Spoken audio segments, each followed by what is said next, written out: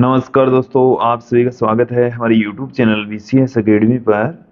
और आज की इस वीडियो में हम नीट IIT से रिलेटेड वीडियो लेकर आए हैं।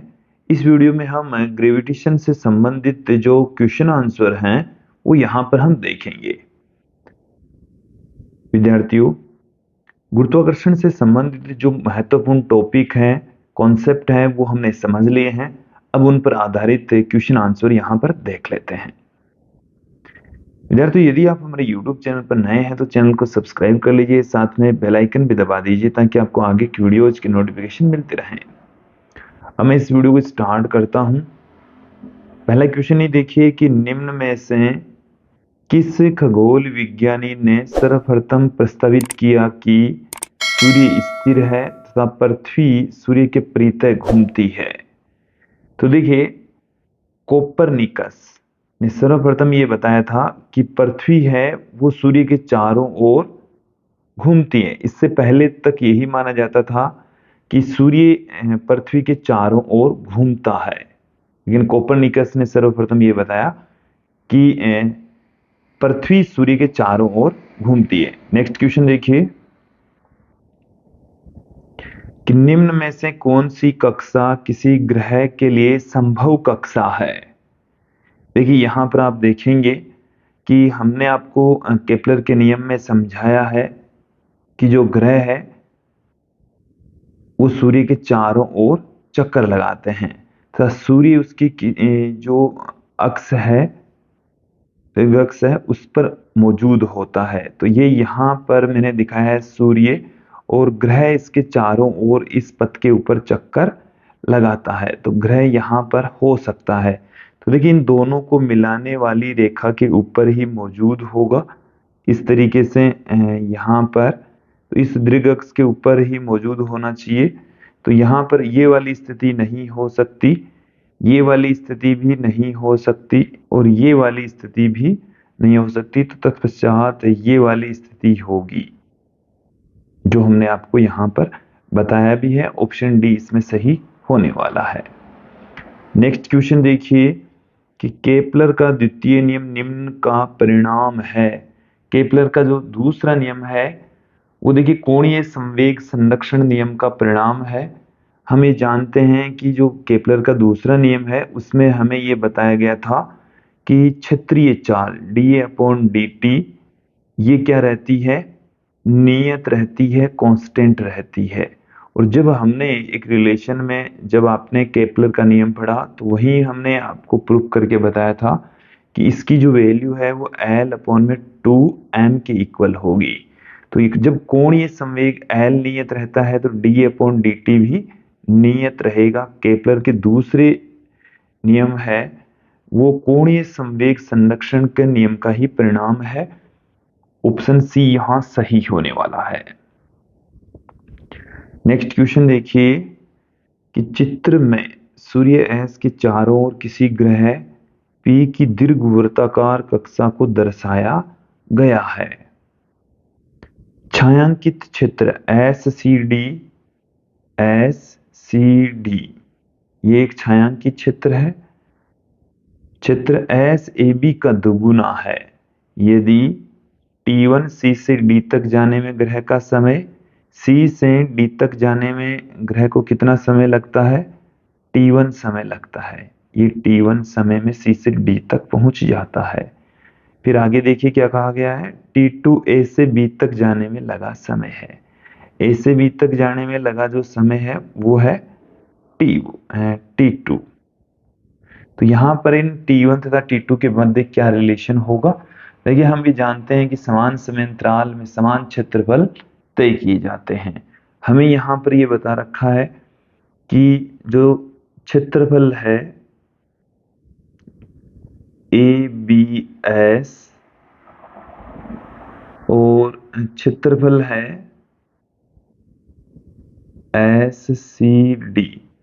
SCD है वो इस क्षेत्रफल का दोगुना है। तो 2 इंटू क्षेत्रफल ABS। यहां से क्षेत्रफल SCD है तो ये क्या हो जाएगा, तो यहां से आप देखेंगे कि ABS है समान समयांतराल में समान क्षेत्रफल, तो T2 बराबर T2 बराबर आ जाएगा T1। तो ये आ गया हमारे पास में T1 बराबर 2T2। इस क्वेश्चन को एक बार समझें कि यदि दोनों का क्षेत्रफल सेम होता, दोनों हिस्सों का क्षेत्रफल क्या होता, सेम होता, तो समय भी सेम लगता। यदि क्षेत्रफल दुगुना, तो उसमें समय भी दुगुना लगेगा। समय भी क्या लगेगा, दुगुना लगने वाला है। तो इसका जो समय है वो T2, इसका जो समय है वो T1। तो ये जो T1 है वो 2 टाइम्स है T2 का, T2 का दुगुना है ये। ओके, तो यहां से T1 बराबर 2T2 आएगा। T1 बराबर 2T2। ऑप्शन बी यहां सही होने वाला है। नेक्स्ट क्वेश्चन देखिए कि किसी ग्रह के क्षेत्रीय वेग एवं कोणीय संवेग निम्न में से किस संबंध के द्वारा संबंधित होता है। हमने आपको केपलर के दूसरे नियम में ही बताया, dA/dt बराबर होता है L/2m। तो यहां से dA/dt को ΔA/ΔT से पुट कर दिया और बाकी का सेम ही रहने वाला है। तो यहां से आप ऑप्शन पहला ही देख लीजिए, सही हो जाएगा। नेक्स्ट क्वेश्चन की ओर बढ़ते हैं। एक ग्रह सूर्य के चारों ओर दीर्घवृत्ताकार कक्षा में परिक्रमा करता है। ग्रह की रेखीय चाल यहां अधिकतम होगी। देखिए, सूर्य के जितना नजदीक होगा ग्रह की चाल उतनी ही ज्यादा होगी। तो यहाँ पर हमें ABCD 4 बिंदु दिखाए हैं और सूर्य है वो इस बिंदु A के सबसे नजदीक है। तत्पश्चात A पर चाल अधिकतम होगी। बिंदु A यहाँ पर सही होने वाला है। नेक्स्ट क्वेश्चन की ओर बढ़ते हैं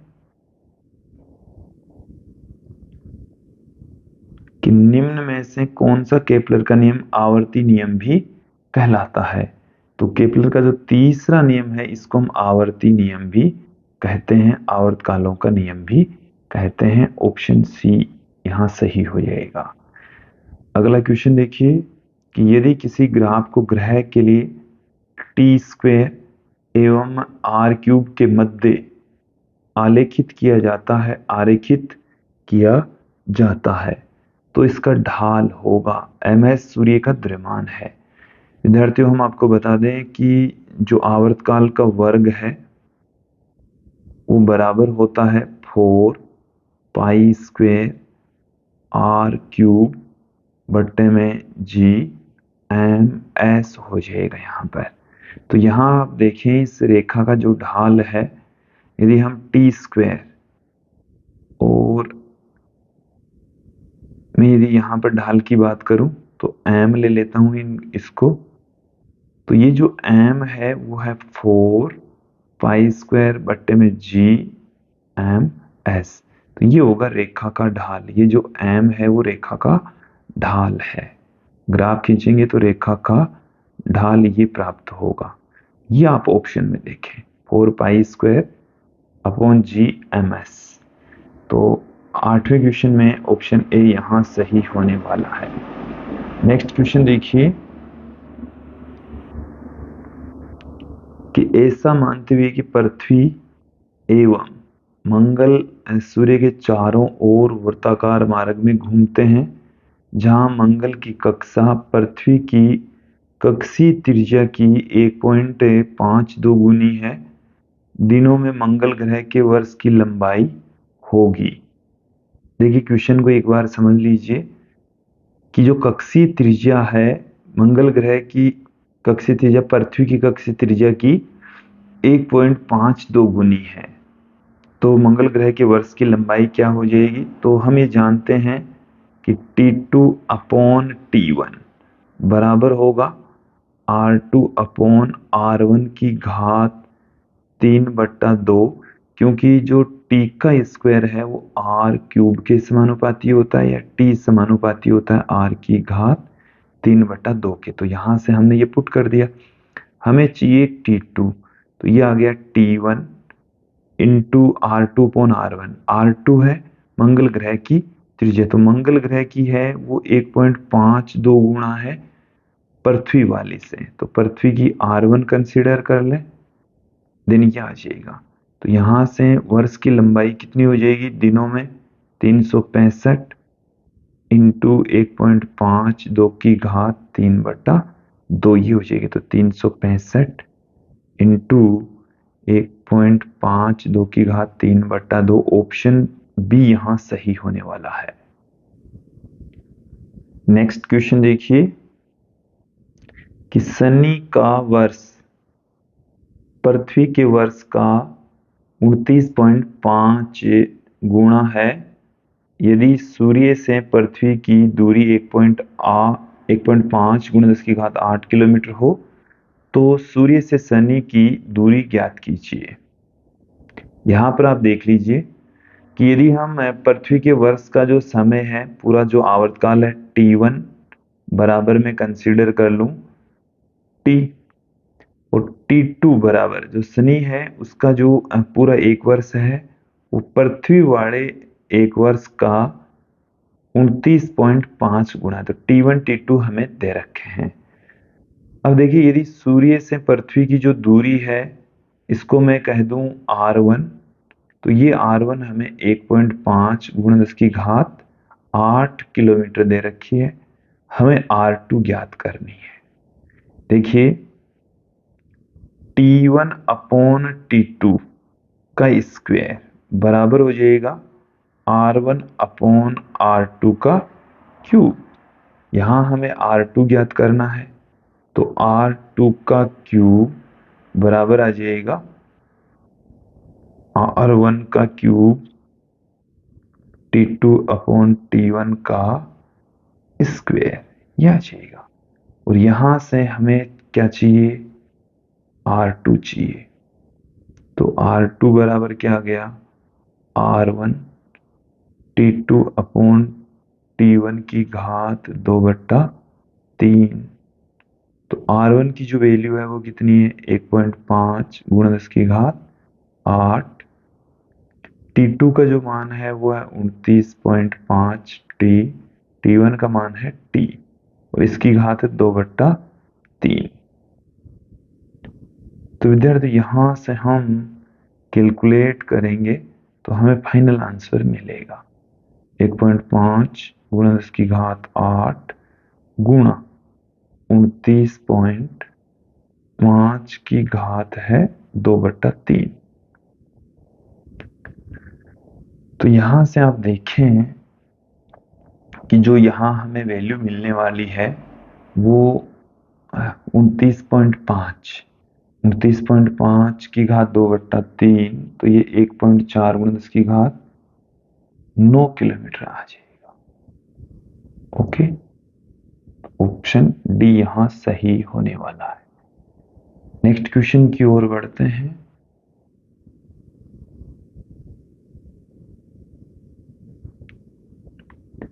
कि पृथ्वी के चारों ओर चंद्रमा के घूर्णन का काल 29 दिनों के निकट है। घूर्णन काल कितना है, लगभग 29 दिन हमें क्वेश्चन में दे रखा है। यदि चंद्रमा का द्रव्यमान इसके वर्तमान मान से दुगुना कर दिया जाए तो शेष सभी कारक अपरिवर्तित रहे तो चंद्रमा के घूर्णन काल का समय लगभग हो जाएगा। क्वेश्चन एक बार समझ लीजिए कि देखिए जो आवर्तकाल है वो होता है 2 पाई R³/gm का रूट। ये हमने पढ़ा है किसी भी ग्रह या उपग्रह का आवर्तकाल का फॉर्मूला। तो ये जो कैपिटल M है, जैसे चंद्रमा यहाँ पर चक्कर लगा रहा है तो कैपिटल M है वो पृथ्वी का द्रव्यमान होता है। किसका द्रव्यमान होता है, पृथ्वी का द्रव्यमान। तो जो उपग्रह का आवर्तकाल है वो उपग्रह के द्रव्यमान पर निर्भर नहीं करता।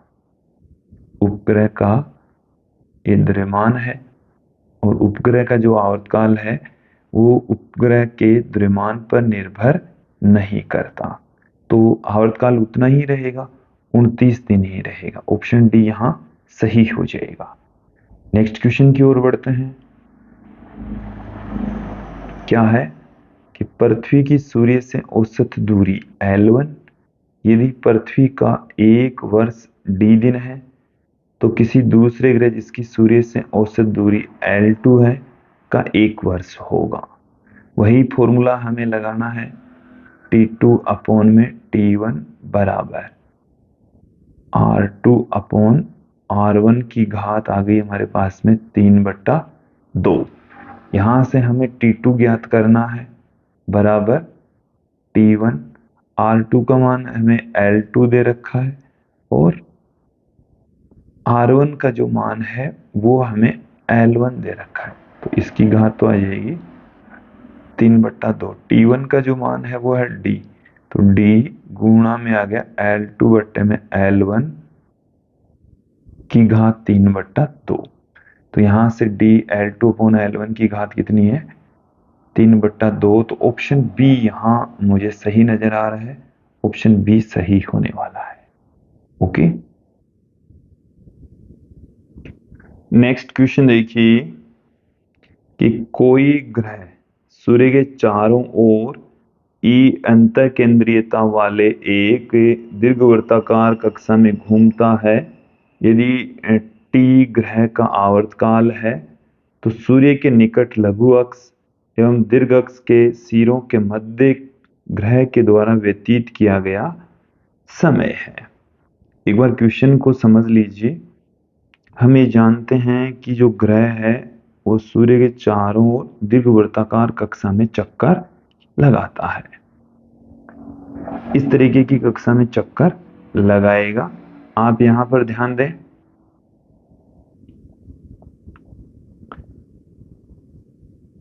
ऐसी कक्षा में चक्कर लगा रहा है और यहां से लेकर यहां तक ये मैंने एक दीर्घवृत्त का निर्माण कर दिया है। ये वाली जो डिस्टेंस होती है, इस डिस्टेंस को हम कहते हैं लघु अक्ष। क्या कहा जाता है, लघु अक्ष, जिसको हम बी से, और ये कहलाती है दीर्घ अक्ष, जिसको हम ए से पुट करते हैं। हम यहाँ पर कंसीडर कर लें कि देखिए दीर्घ अक्ष के ऊपर ही सूर्य मौजूद रहता है। ये मैंने आपको पहले ही क्लियर कर दिया है। इस तरीके से यहाँ पर ये सूर्य मौजूद है। ठीक है, अब जो ग्रह है वो कह रहा है कि लघु अक्ष एवं दीर्घ अक्ष के सिरों के मध्य ग्रह के द्वारा व्यतीत किया गया। तो लघु अक्ष तो हो गई ये, इसको मैं नाम दे देता हूं ए, और दीर्घ अक्ष हो गई ये। तो यहां से ए से बी तक आने में कितना समय लगा वो हमें ज्ञात करना है। इट मीन्स कैसे ज्ञात करेंगे, आवर्तकाल का देखिए कितना समय होगा वो हमें ज्ञात करना होगा। देखिए यहां पर यदि ये सूर्य बीचों बीच होता, इस पॉइंट पर होता, तो ये आवर्तकाल का चौथा हिस्सा हो जाता। बट ये साइड में, तो यहां से इसके द्वारा घेरा गया जो क्षेत्रफल है वो ये होगा, ये वाला क्षेत्रफल होगा। अब यहाँ पर ध्यान देंगे, केपलर का दूसरा नियम हमें क्या कहता है कि समान समय अंतराल में समान क्षेत्रफल तय होता है। तो जो क्षेत्रीय वेग है वो नियत रहता है। तो मैं बात करूं यहाँ पर कि जो समय है t ए से बी तक जाने में, और पूरा आवर्तकाल t ए से बी तक जाने में क्षेत्रफल आ जाएगा, क्षेत्रफल ए बी एस, और आवर्तकाल, तो क्षेत्रफल हो गया दीर्घवृत्त का, इसका क्षेत्रफल हो गया दीर्घवृत्त का क्षेत्रफल। अब हमें क्या ज्ञात करना है, तो क्षेत्रफल ABS ज्ञात करना है। दीर्घवृत्त का क्षेत्रफल तो विद्यार्थियों कितना होता है, पाई ए बी होता है। किसी दीर्घवृत्त का क्षेत्रफल कितना होता है, पाई ए बी। ए यहाँ पर दीर्घ अक्ष है और बी यहाँ पर लघु अक्ष है। ये मैंने आपको क्लियर कर ही दिया है डायग्राम में। अब हमें ABS का क्षेत्रफल निकालना है, तो इसके कुल क्षेत्रफल के चौथे हिस्से में से भी इतना इस ट्राइंगल का क्षेत्रफल घटा दीजिए। तो देखिए इस क्षेत्रफल ABS को हम फाइंड आउट कर लेते हैं। क्षेत्रफल ABS, ये जो क्षेत्रफल है वो किसके इक्वल होगा, आपके पास में जो दीर्घवृत्त है उसका क्षेत्रफल है पाई ए बी, उसका पहले चौथा हिस्सा कर दीजिए, तो ये आ गया हमारे पास में ए बी ओ का क्षेत्रफल। ठीक है, अब इसमें से कौन सा क्षेत्रफल घटा दीजिए, ए ओ एस। ट्राइंगल कौन से का क्षेत्रफल घट जाएगा, ओ ए एस। ठीक है, तो यहां से पाई ए बी बट्टे में 4 minus triangle O A S.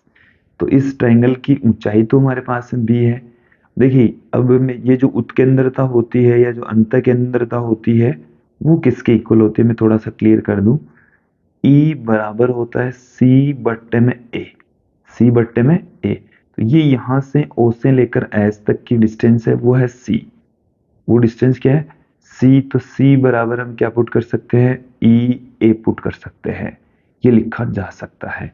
Then यहां पर क्या आ जाएगा, 1/2 आधार, आधार तो यहाँ पर सी है और सी की वैल्यू है ई ए इंटू ऊंचाई, ऊंचाई यहाँ पर बी है।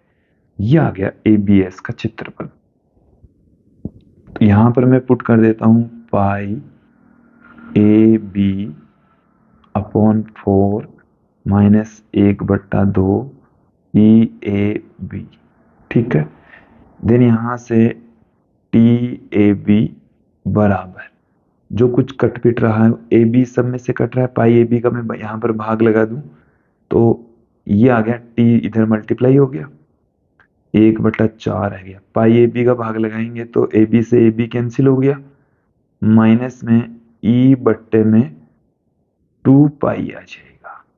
ये आ गया हमारे पास में टी ए बी बराबर टी इंटू 1/4 माइनस ई अपॉन 2 पाई, 1/4 माइनस ई अपॉन 2 पाई। ऑप्शन डी यहाँ सही हो जाएगा।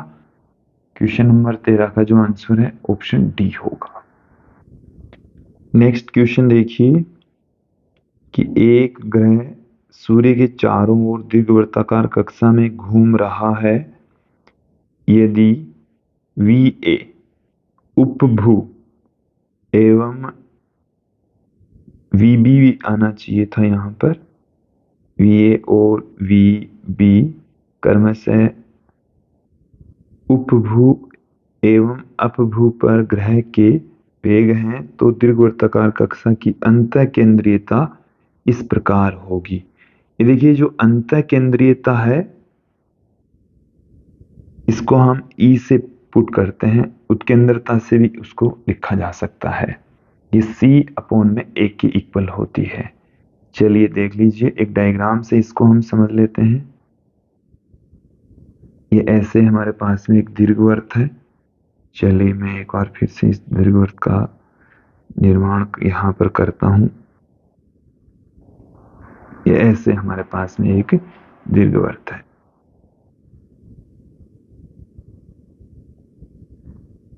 अब यहाँ पर आप देखें कि ये वाली जो डिस्टेंस होती है इसको तो हम कहते हैं ए, ये वाली जो डिस्टेंस है इसको हम कहते हैं बी। ठीक है, और यहां पर ये मौजूद है सूर्य। क्या मौजूद है, सूर्य। तो सूर्य से इसके केंद्र की जो डिस्टेंस है इसको हम कहते हैं सी।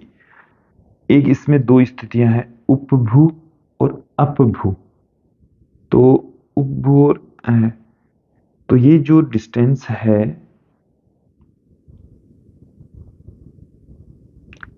इसको हम एपीजी और पेरीजी भी कहते हैं। तो ये तो एपीजी है, ये तो और पेरीजी है। यहां से ये जो डिस्टेंस है इसको मैं R1 कह दूं या इसको हम कह दें RP, पेरीजी वाली स्थिति, ये एपीजी वाली स्थिति।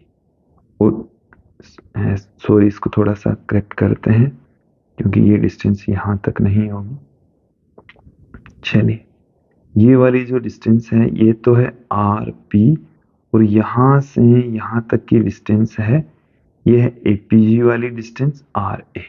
तो एक बार डायग्राम को अच्छे से देख लीजिए कि ये जो RA है वो A प्लस सी है और RP है वो A माइनस सी है। A में से क्योंकि यहाँ से लेकर यहाँ तक की जो डिस्टेंस है, ये वाली जो डिस्टेंस है P से लेकर O तक की, ये डिस्टेंस क्या है?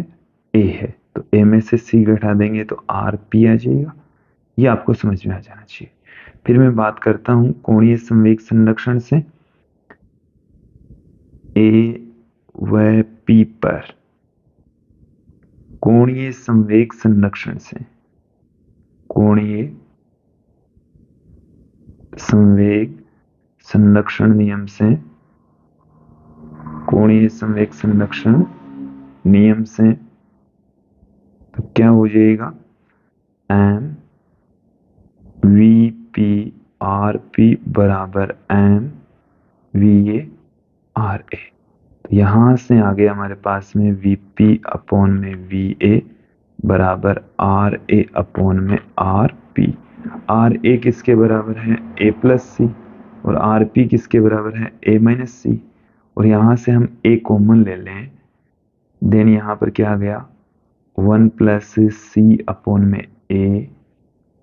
यहां से A कॉमन ले तो 1 माइनस C अपॉन में A।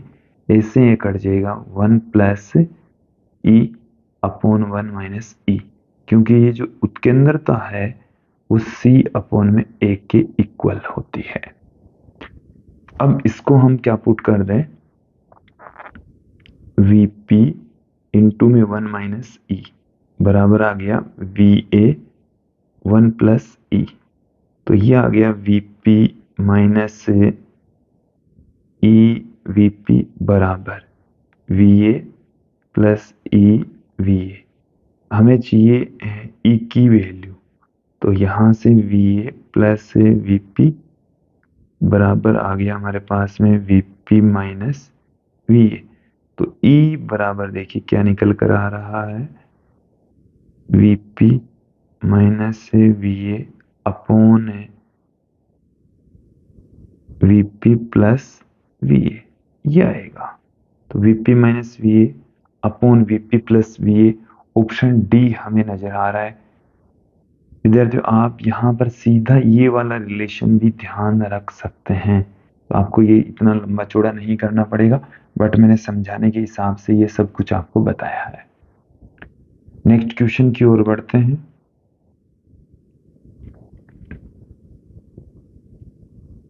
क्या है कि एक उपग्रह पृथ्वी के चारों ओर 6RE अपसौर एवं 2RE उपसौर के साथ दीर्घवृत्ताकार कक्षा में है, जहां RE पृथ्वी की त्रिज्या है और कक्षा की अंतः केंद्रीयता इंटेंसिटी क्या है? तो देखिए हमें अब की बार फिर से E की वैल्यू पूछी गई है। E क्या होगी? पहले एक बार इस क्वेश्चन को भी डायग्राम से हम समझ लेते हैं कि क्या कहा जा रहा है। यहाँ पर ये इस तरीके से हमें एक दीर्घवृत्त दे रखा है।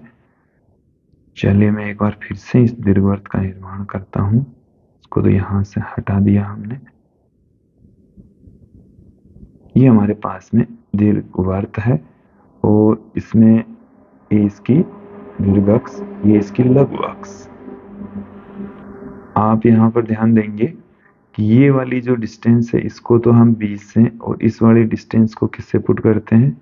ऐसे पुट करते हैं। ये यदि सूर्य है तो ये वाली जो डिस्टेंस है इसको हम RP, क्योंकि ये वाला जो बिंदु है वो पेरिजी है और ये है APG, तो ये वाली जो डिस्टेंस है इसको हम RA कहते हैं।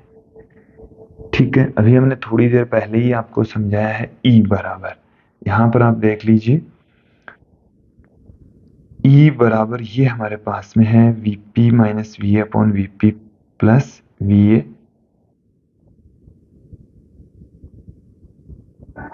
हमें रेडियस वाले फॉर्मूले से फाइंड आउट करना है। तो देखिए क्या हो जाएगा, ये तो हमें RA अपॉन RP बराबर ये दे रखा है। चलिए मैं ये यहां पर ले लेता हूं, RA अपॉन में RP बराबर 1 plus E upon 1 minus E। जैसे ये वाला फॉर्मूला मैंने यहां से लिया है, RA अपॉन RP, और ये बराबर है 1 plus E upon 1 minus E। ठीक है, तो यहां से इसको हम क्या पुट कर दें, आर ए इंटू 1 - ई बराबर आर पी इंटू 1 + ई। तो यहां से मल्टीप्लाई कर दीजिए तो आर ए माइनस में ई आर ए बराबर are P plus E R P. तो ई यहाँ पर इसमें से हमने कॉमन ले लिया तो R P plus R A बराबर R A minus R P. तो ई बराबर आ गया हमारे पास में R A minus R P upon R A plus R P. तो देखिए यहाँ पर जो आर ए है, एपीजी से जो स्थिति है वो है 6 RE और आर पी है वो है 2 RE। तो 6 RE में से क्या घट जाएगा, 2 RE घट जाएगा अपॉन 6 RE प्लस 2 RE। तो 4 RE अपॉन 8 RE। तो 1/2 आ जाएगा। ई बराबर कितना आ जाएगा, 1/2। ऑप्शन ए यहां सही हो जाएगा। नेक्स्ट क्वेश्चन की ओर बढ़ते हैं कि चित्र के अनुसार एक ग्रह सूर्य के चारों ओर दीर्घवृत्तीय मार्ग में परिक्रमण कर रहा है। माना वीपी और वीए ग्रह की चाल है जब वे क्रमशः उपसौर और अपसौर की स्थिति में है। तो निम्न में से कौन सा संबंध सही है। तो देखिए विद्यार्थियों, हम आपको बता दें कि यहाँ पर जो डायग्राम है वो इस तरीके से हमें दे रखा है, ठीक है। और इस डायग्राम में आप देखेंगे कि ये दीर्घ अक्ष, ये इसकी लघु अक्ष, और आप यहाँ पर पाएंगे कि यहाँ सूर्य मौजूद है और ये पेरिजी वाली स्थिति कहलाती है। पेरिजी को हम हिंदी में उपसौर और एपीजी को अपसौर कहेंगे। ये पी और ये क्या है, ए, ठीक है। इस बिंदु पर जो ग्रह है उसकी चाल है वी पी और इस पर जो चाल है वो है वी ए।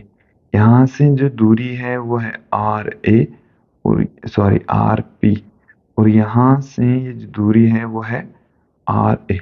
इनके बीच में कोणीय संवेग संरक्षण नियम लागू कर देंगे तो एम वी हो गया हमारे पास में वी पी आर पी बराबर आ गया एम वी,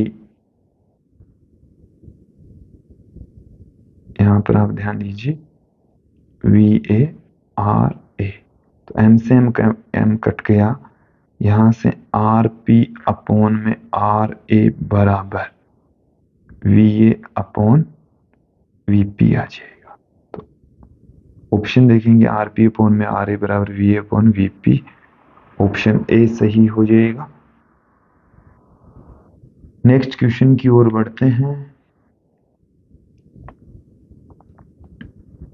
कि निम्न में से कौन सा कथन गुरुत्वाकर्षण बल के संदर्भ में सही है। ये जो वर्ड आप देख रहे हैं सारे के सारे गुरुत्वाकर्षण है। अब इनमें से कौन सा जो रिलेशन है वो सही है, इसमें से सही स्टेटमेंट कौन सा है। तो देखिए गुरुत्वाकर्षण बल के बारे में हमने अच्छे से पढ़ा है कि जो गुरुत्वाकर्षण बल है वो पिंडों के मध्य यदि कोई माध्यम भरा होता है तो उस पर डिपेंड नहीं करता। तो ये जो स्टेटमेंट है वो बिल्कुल गलत है, हमें सही स्टेटमेंट देखना है। फिर है कि गुरुत्वाकर्षण बल असंरक्षी बल होता है, बिल्कुल गलत स्टेटमेंट है क्योंकि गुरुत्वाकर्षण बल एक संरक्षी बल होता है। एक ऑप्शन और देख लीजिए कि गुरुत्वाकर्षण बल अकेंद्रीय बल होता है जबकि गुरुत्वाकर्षण बल क्या है, एक सकेंद्रीय बल है। तो ये ऑप्शन भी गलत है। फिर यहाँ पर ध्यान दें कि गुरुत्वाकर्षण बल क्रिया प्रतिक्रिया युग्म है। तो हमने ये पढ़ा है कि दो पार्टिकल हैं m1 तथा m2, तो पहले के द्वारा दूसरे पर और दूसरे के द्वारा पहले पर लगाए गए बलों का परिमाण समान और डायरेक्शन क्या होती है, एक दूसरे के विपरीत। तो ये क्रिया प्रतिक्रिया नियम के तुल्य है। ऑप्शन सी इसमें सही हो जाएगा। नेक्स्ट क्वेश्चन की ओर बढ़ते हैं। क्या है कि स्तंभ 1 को स्तंभ 2 से मिलान कीजिए। दोनों को हमारे को क्या करना है, मिलान करना है। तो देखिए यहाँ पर क्या हो जाएगा, मिलान कीजिए। आप देखेंगे केपलर का प्रथम नियम, केपलर का प्रथम नियम क्या कहता है कि ग्रह है वो दीर्घवृत्ताकार कक्षाओं में चक्कर लगाते हैं। तो ये यहाँ से इससे कनेक्ट होगा। केपलर का दूसरा जो नियम है वो कोणीय संवेग संरक्षण पर आधारित है। ऑप्शन बी एस से जुड़ा हुआ है। फिर देखिए केपलर का तीसरा नियम, केपलर का तीसरा नियम ये वाला है। और गुरुत्वाकर्षण का नियम है वो व्युत्क्रम वर्ग नियम का पालन करता है। तो ये मैंने आपको क्लियर कर दिया है। ए का किससे संबंध है, आर से।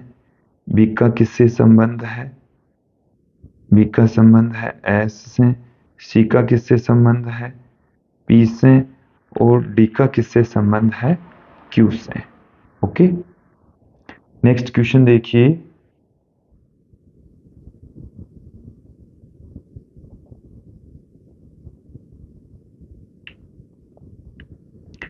कि एक कैपिटल एम द्रव्यमान एवं कैपिटल आर त्रिज्या वाली किसी वलय के अक्ष पर स्थित पी बिंदु पर इसके केंद्र से कैपिटल आर दूरी पर स्मॉल एम द्रव्यमान को आरोपित किया जाता है। तो स्मॉल एम द्रव्यमान पर गुरुत्वीय बल क्या होगा।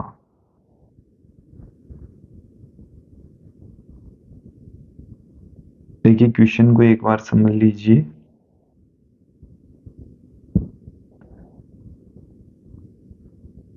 कि किस तरीके से हमें एक वलय दे रखी है, क्या दे रखी है, इस तरीके से हमें एक वलय दे रखी है। ओके, इस वलय के केंद्र से कुछ दूरी पर हमें एक स्मॉल एम द्रव्यमान भी दे रखा है। यहाँ पर स्मॉल एम द्रव्यमान रखा हुआ है, जबकि ये जो वलय आप देख रहे हैं इसका द्रव्यमान कैपिटल एम है और वलय की जो रेडियस है वो कैपिटल आर है। वलय की रेडियस कितनी है, कैपिटल आर। अब देखिए वलय के अक्ष पर स्थित बिंदु P पर इसके केंद्र से r दूरी पर, ये भी दूरी r है, ये पॉइंट P है। तो इस स्मॉल m द्रव्यमान पर गुरुत्वीय बल कितना होगा, ये हमें ज्ञात करना है। ठीक है, तो यहां पर हम देखेंगे स्मॉल m और इस कैपिटल M द्रव्यमान के मध्य लगने वाला बल। यहां पर आप देखेंगे कि ये वाली जो डिस्टेंस है वो हम ज्ञात कर लेते हैं कि ये दूरी कितनी है। तो ये R square plus R square का रूट हो जाएगा। तो ये अंडरूट में 2r के बराबर होगी। कितनी डिस्टेंस होनी है, अंडरूट में 2r के इक्वल ये दूरी हो जाएगी। ठीक है,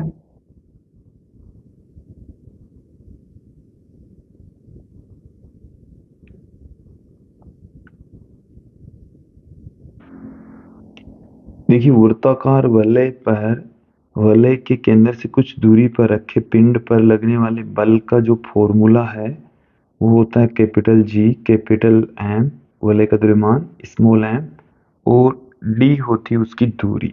ये जो डी है वो यहाँ पर कैपिटल आर के बराबर है upon R square plus D square की घात होती है 3/2। तो यहाँ पर डी की जगह हम आर पुट कर देंगे तो capital G capital M small M into में आर बट्टे में R square plus R square की घात 3/2।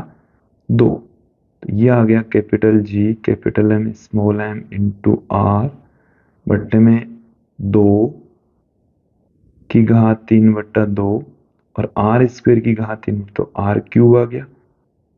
तो ये हमें मिल चुका है capital G capital M small M बट्टे में 2√2 आर स्क्वायर, ये आ गया बल। Capital F equal to capital G capital M small M 2√2 R square. Option C यहां सही हो जाएगा। नेक्स्ट क्वेश्चन की ओर बढ़ते हैं कि स्मॉल एम एवं कैपिटल एम द्रव्यमानों के दो गोले वायु में स्थित हैं तथा उनके मध्य गुरुत्वाकर्षण बल F है।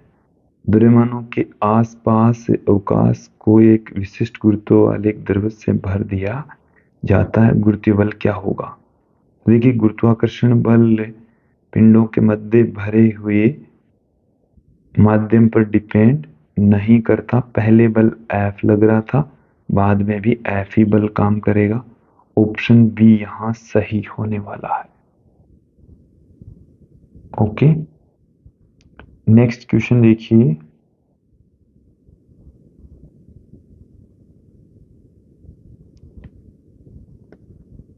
क्या है कि एक द्रव्यमान स्मॉल m किसी त्रिज्या कैपिटल R एवं द्रव्यमान कैपिटल M वाले गोलीय कवच में कवच के केंद्र से r/2 दूरी पर स्थित है, तो बिंदु द्रव्यमान पर कवच द्वारा लगाया गया गुरुत्वाकर्षण बल है।